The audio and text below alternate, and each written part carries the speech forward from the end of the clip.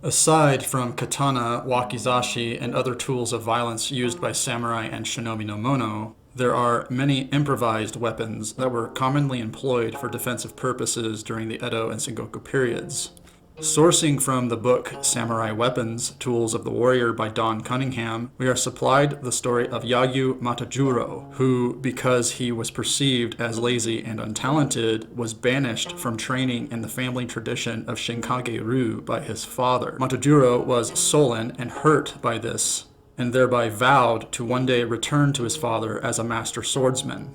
As the story goes, Matajuro heard of a hermit named Banzo in Ki, who was renowned for his remarkable swordsmanship. Matajuro found Banzo living in the mountains by Kumano Shrine, and was accepted as Banzo's uchideshi, which is an inside student. Matajuro worked about Banzo's simple hut, tending to chores for many months, hoping to learn warrior skills.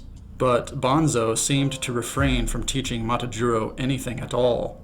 Matajuro was frustrated by this situation, eventually going on to demand that Banzo teach him the way of the sword. Banzo did not accede to Matajuro's demands though, until later that day, when Matajuro was busy chopping wood. Banzo crept up behind Matajuro and attacked him with a wooden sword. Matajuro was not ready for this and failed what could be perceived as a test of his senses. Ashamed by his failure, Matajuro realized that he must always keep his senses tuned to the environment so that he might be ready for Banzo the next time he tried to attack. Over the months, Matajuro would be the recipient of multiple attacks by Banzo with increasing frequency. Anytime Matajuro was distracted or inattentive to his surroundings, Banzo would attack. After many months of this, Matajuro began to notice that his senses were improving. He was becoming more aware of his environment at all times as he tended to the mundane chores assigned by his master. One night, as Matajuro was cooking rice over a fire, Banzo surprised Matajuro with another attack. Without even thinking, Matajuro grabbed the wooden lid of the rice pot and used it to fend off Banzo's sword. It was at this point that Matajuro was presented a certificate of mastery.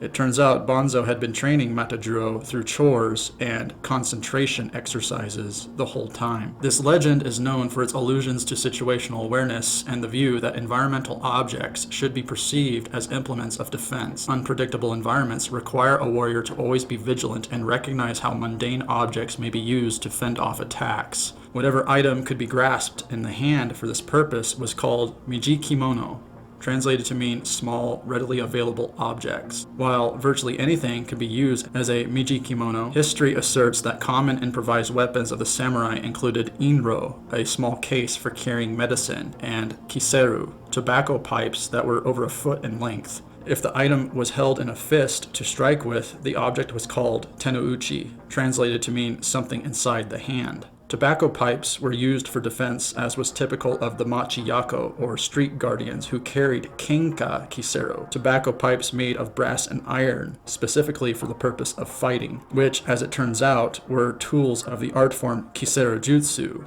techniques and skills of the tobacco pipe. Other improvised weapons included the yatate, Japanese writing set, kogatana, utility blades, kogai spikes, kubizashi, and for women, metal hairpins called kanzashi of various styles were employed for defensive purposes. Even the tobikuchi, a firefighting pick of the hikeshi, Japanese firefighters, was used if need be. And shinobi no mono, disguised as kumoso monks who could not carry swords, would use a thick shakuhachi flute as a blunt striking tool if they needed a defensive implement. So history confirms that improvised weapons were an element of study within traditional martial arts of Japan.